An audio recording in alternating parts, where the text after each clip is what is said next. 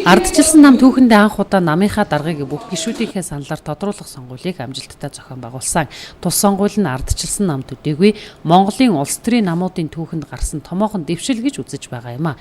Ардчилсан намын шинжилгээний аян үргэлжилж 2017 оны 3 дугаар сарын 13-наас бүх шатны намын байгууллага удирдах ажилтнуудыг сонгох сонгуульд оролцох, нэр дэвшигчдийг бүртгэх ажил дунд анхан шатны намын байгууллагуудад амжилттай зохион байгуулагдаж байна.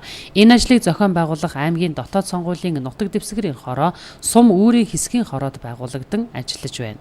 Ардчилсан намынхаа даргаыг бүх гишүүдийнхээ оролцоотойгоор сонгодог болсон төдийгүй ерөөсөө нийт удирдах ажилтнуудаа аймаг сум дундва анхан шатныхаа намын байгууллага намын удирдах ажилтнуудыг нийт гишүүдийнхээ оролцоотойгоор сонгох тийм түүхэн цаг хугацаа эхлээд энэ ажлыг хэрэгжүүлэхээр аймгийн дотоод сонгуулийн нутаг дэвсгэрийн хороо ажиллаж байна. Аймгийн дотоод сонгуулийн нутаг дэвсгэрийн хороо нийтдээ салбар хороогоо байгуулсан бөгөөд 16 сумын салбар хэсгийн хороо, жаргаланд сумын салбар хороо, аймгийн төв дээр болохоор дотоод сонгуулийн нутаг дэвсгэрийн хороо байгуулагдаад ажиллаж байна. 2017 оны 3 дугаар сарын 13-наас 15-ны хооронд ардчилсан намын бүх шатны дотоод сонгуульд нэр дэвшигчдийн бүртгэл хийгдэж давхардсан тоогоор 698 нэр дэвшигч бүртгэгджээ. Аймгийн намын хорооны 164 мандатад 193 нэр дэвшигч бүртгэгдснээс 31 эмэгтэй, 39-с доош насны залуучууд 41.7%-ийг эзэлж байна. Сумдын ардчилсан намын даргад өрсөлдөх 25, сумдын намын хороонд 239 гишүүн бүртгэгджээ. Ардчилсан намын үндэсний бодлогын хороонд 16, Ховд аймгийн ардчилсан намын даргад өрсөлдөхөөр 2 нэр дэвшигч тус бүртгүүлсэн байна.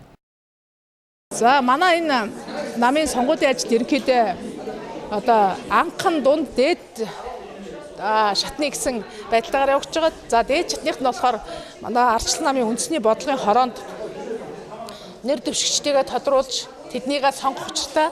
За энэ маань Ховд аймаг маань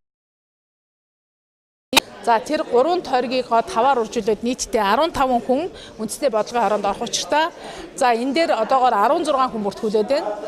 За аймгийн дундчдын байгууллага буюу аймгийн намын дарга Ховд аймгийн ардчилсан намын даргаыг мөн энэ удаа бид нар тодруулах учиртай. За энэ дээр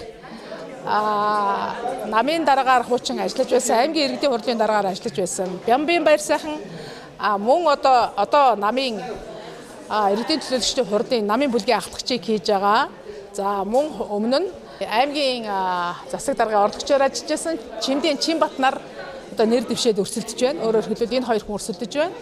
За аймгийн намын хороонд бол нийтдээ 164 суудалтай. За үүнээс аймгийн иргэдийн хурлд сонгогдсон 17 хүн шууд орчиж байгаа. За бусад суудал дээр нь нийтдээ 194 хүн нэр дэвшигч бүртгүүлээд нэлээд өрсөлдөөнтэй болох ханцтай.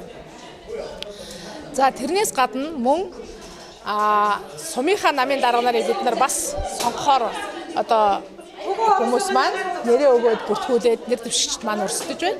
Жаргаланд сумын намын хорооны даргад 5 хүн нэр дэвшгээр бүртгэл материал анкета өгөөд байна. Намын шинжилсэн бүртгэлд аймгийн хэмжээгээр 1-р шатанд 5068 гишүүн, 2-р шатанд 5991, нийтдээ 11059 гишүүн бүртгэгдсэн байна.